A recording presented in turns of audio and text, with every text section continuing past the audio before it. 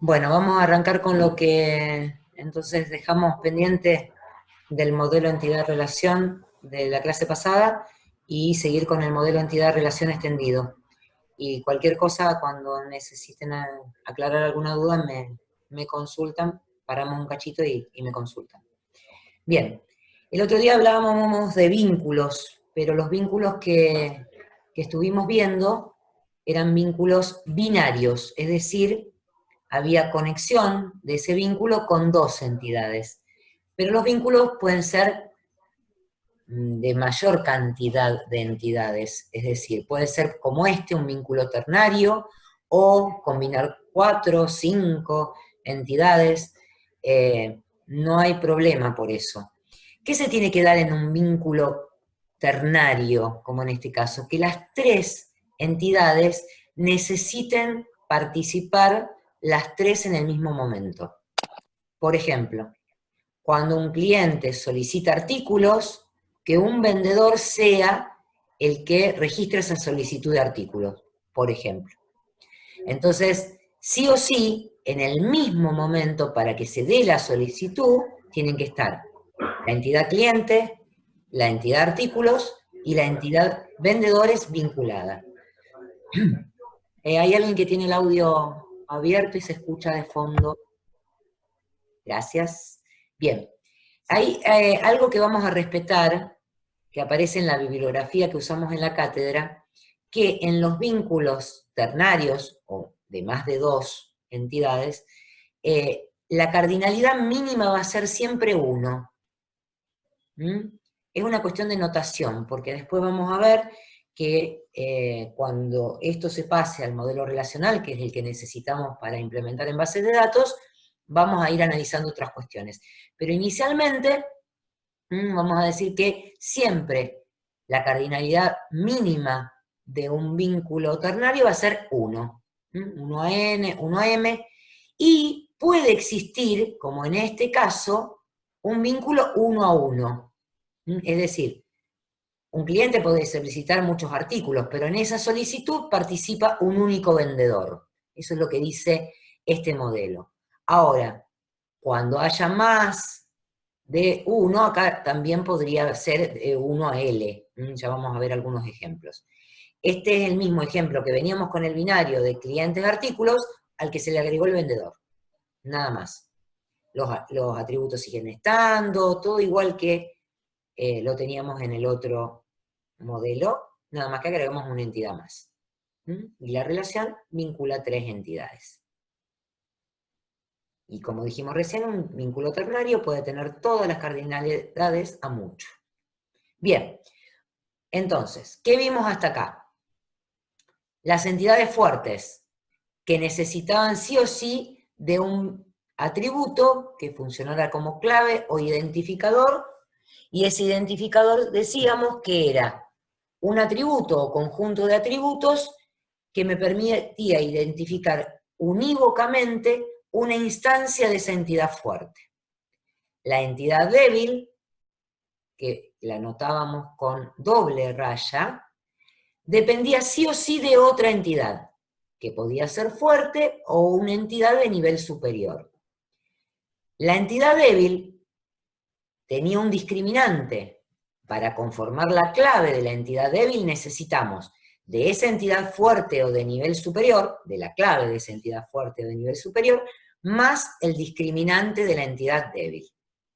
Después hablábamos de relaciones, o sea, el vínculo que me permitía unir más de una entidad, uno más, porque en realidad el vínculo recursivo vincula a la misma entidad. Tenemos la elipse para los atributos, el atributo subrayado para las claves, y teníamos otros atributos como el atributo multivaluado, el compuesto y el derivado, que dijimos que nosotros para evitar dificultades en el gráfico, directamente lo íbamos a poner adentro de la misma elipse, pero sí tenemos que tener noción de que estamos hablando de un atributo multivaluado, o de un atributo compuesto, o de un atributo derivado. Bien. Hay componentes que dan mayor carga semántica al modelo, es decir, que me permiten decir algo más. Y en eso está el modelo de entidad-relación extendido.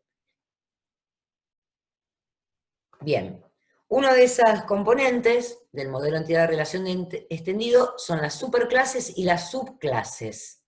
Es decir, vamos a tener una entidad que va a ser la superclase.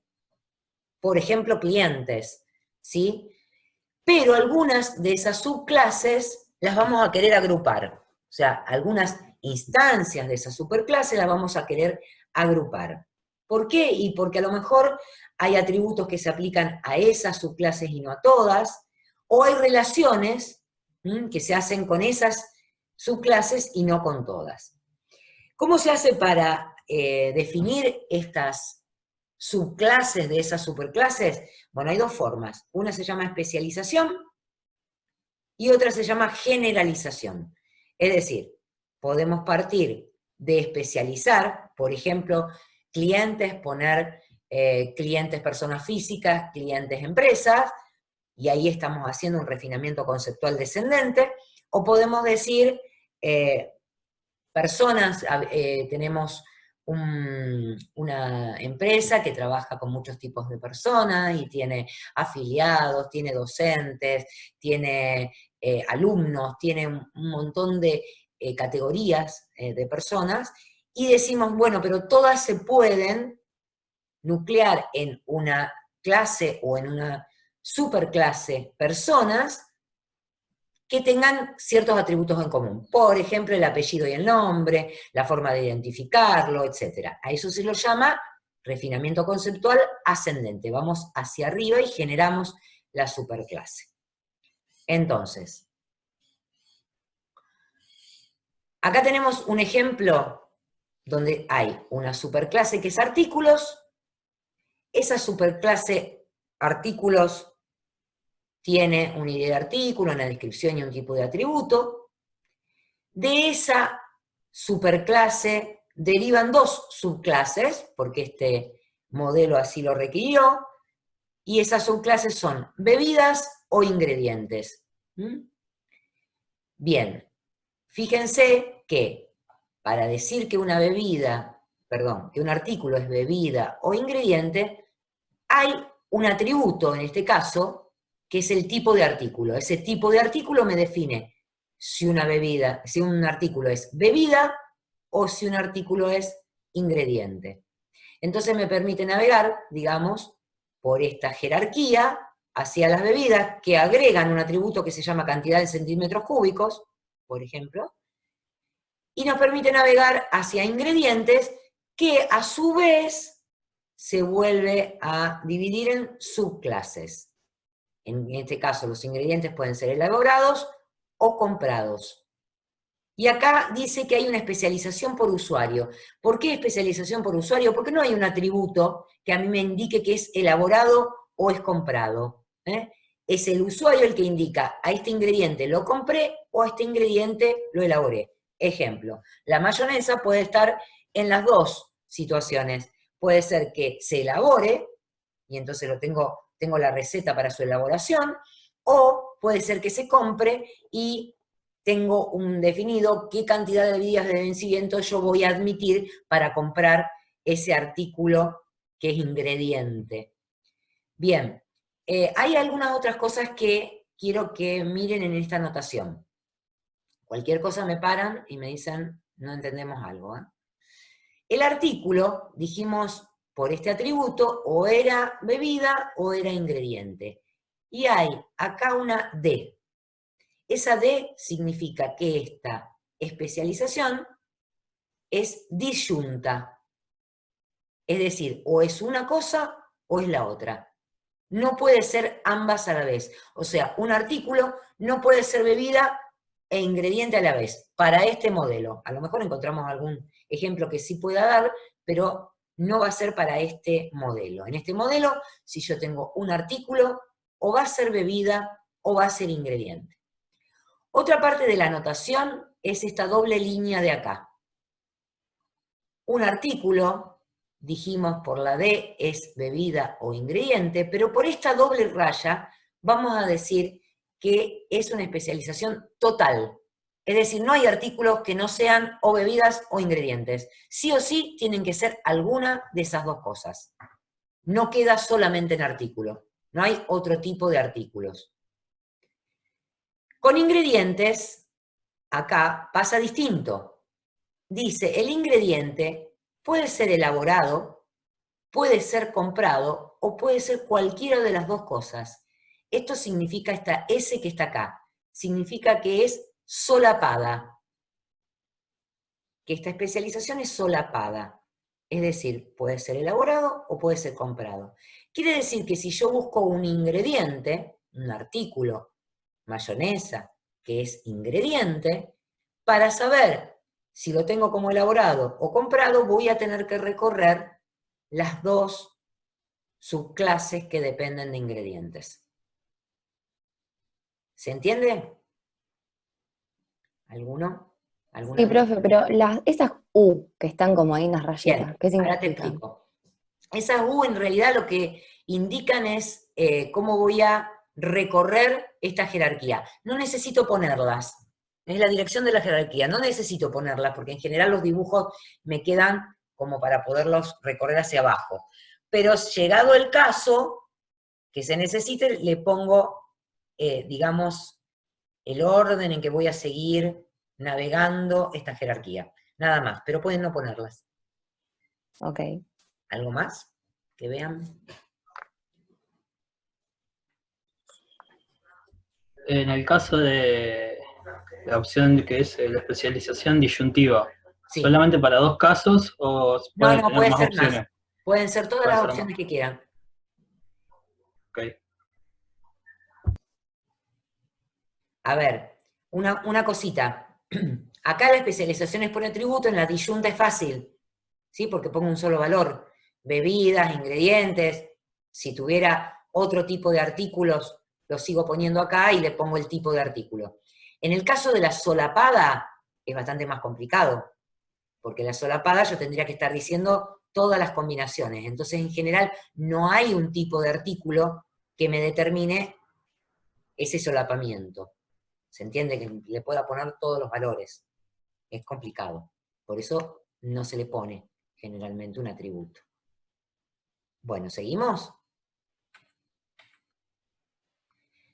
Entonces, una instancia de la entidad no puede existir solo en la subclase. También debe existir en la superclase. Volvemos para atrás. Quiere decir que si yo encuentro una bebida acá, una instancia de una bebida acá, sí o sí tiene una instancia en artículos. A ver si me pueden decir por qué.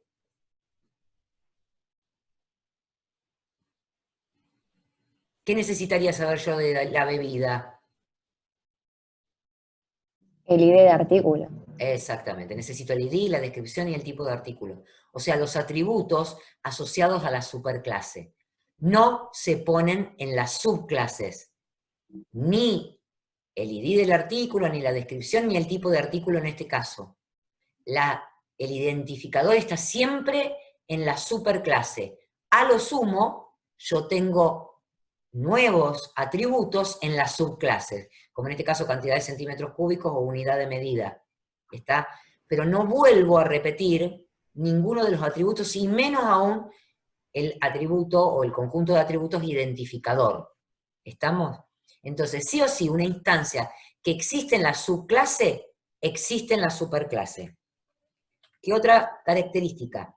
Lo que dije recién, todas las instancias de la entidad que es miembro de una subclase heredan todos los atributos de la superclase, pero además pueden tener atributos propios.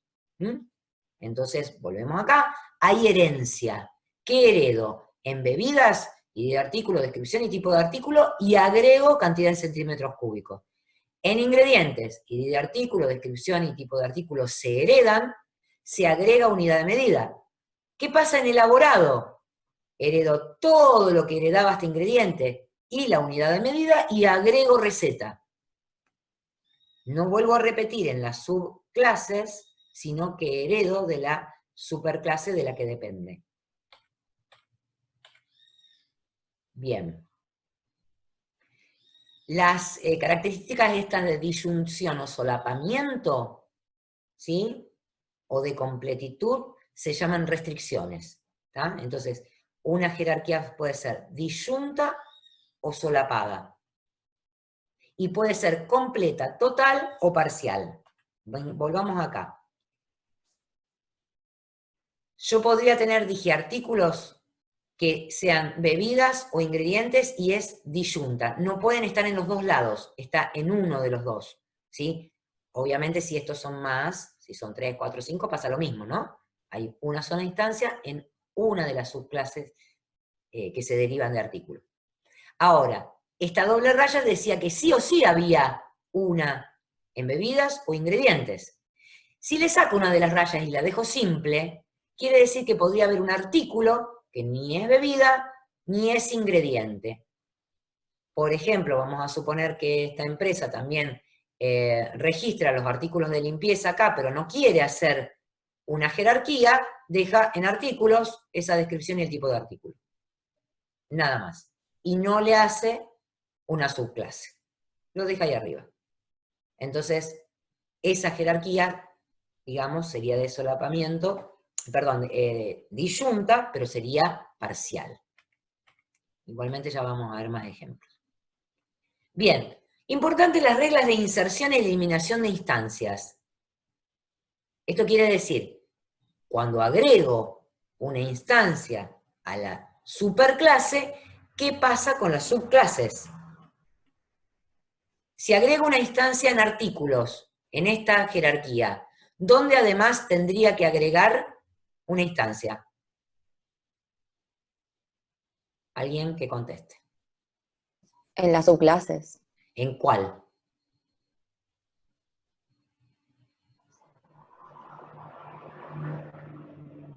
¿En cuál de las subclases?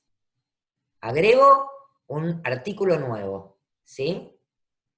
Es total, entonces sí o sí tengo que agregar en las subclases, pero la D me dice que la tengo que agregar ¿dónde? En una o en la otra. En una o en la otra, exactamente. Perfecto. Vamos a suponer que ahora esa instancia era una instancia de ingredientes. ¿Qué me pasará? Y tendrá también el atributo unidad de medida. Tendrá también el atributo unidad de medida y con esto de la inserción, ¿qué tendré que hacer? También tendría que agregar si es elaborado o comprado, o ambas. O ambas, exactamente. Como es total, tendría que decir si es elaborado, si es comprado o si es de las dos cosas. ¿Sí? ¿Se entiende hasta ahí? Bien. Y ahora vamos a suponer que uno de los atributos, perdón, uno de los artículos que yo tenía, no lo quiero más. ¿Sí? Lo quiero dar de baja, lo quiero eliminar.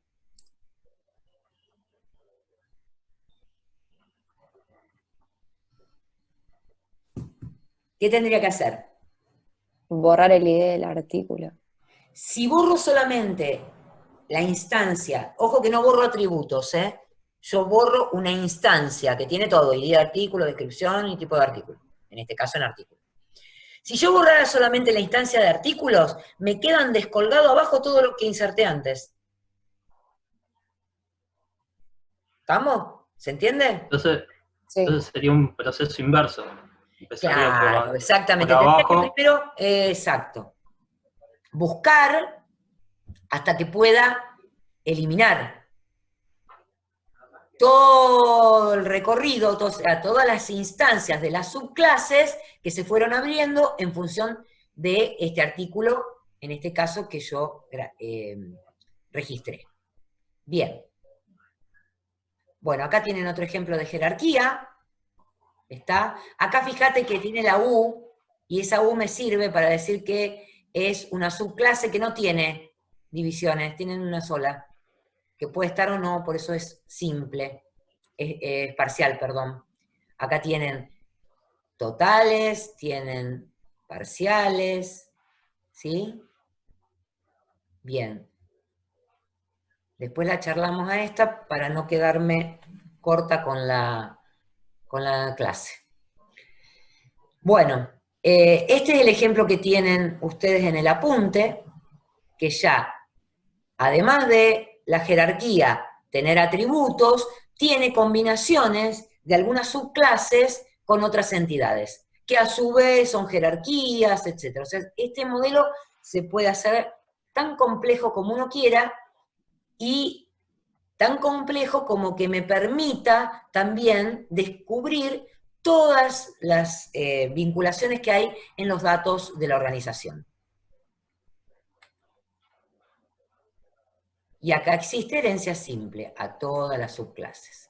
Bien, después tenemos las retículas, que tienen herencia múltiple. Por ejemplo, acá encargados del VAR tiene relación con encargados y sueldo y jerarquizado, o sea que vamos a decir que el encargado del VAR es un encargado que cobra sueldo y que es jerarquizado, y decimos que hay herencia múltiple.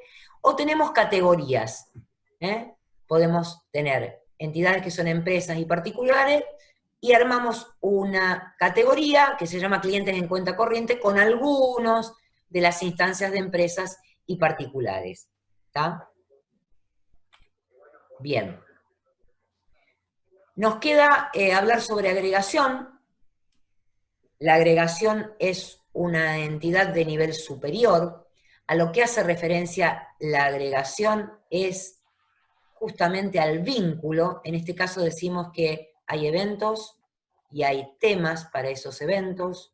Vamos a decir que los eventos temas son eventos que pueden tener muchos temas, temas que pueden tener muchos eventos, y cuando yo genero un evento le digo qué temas tiene. Esa sería la idea de este vínculo de acá. Ahora, necesito primero tener definidos los temas para los eventos para que después la gente presente trabajos. Entonces el vínculo con trabajos se hace con posterioridad a haber hecho este vínculo de eventos temas. Entonces, en ese caso, yo armo lo que se llama una agregación.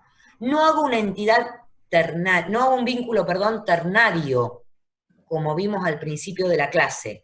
No conecto trabajos a eventos temas, porque eso significaría que en el mismo momento que yo hago un evento y defino el tema, tiene que haber un trabajo. Entonces, lo que me define que esto sea una agregación es el momento. Necesito primero tener los temas de los eventos y después, con posterioridad, se presentan trabajos para esos temas de esos eventos. Bien, a estas relaciones se las tratan como entidades de más alto nivel y se las puede vincular en este caso lo hicimos a una entidad fuerte, pero puede ser una entidad débil, como habíamos visto un ejemplo en la clase inicial que dimos el otro día.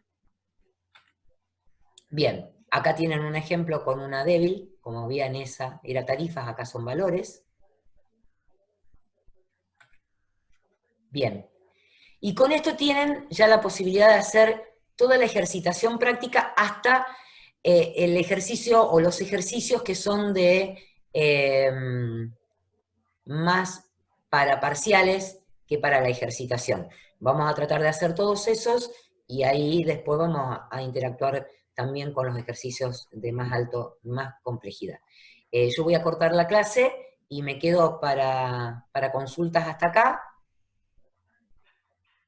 para que me puedan consultar por chat o por la videos mientras se mantenga.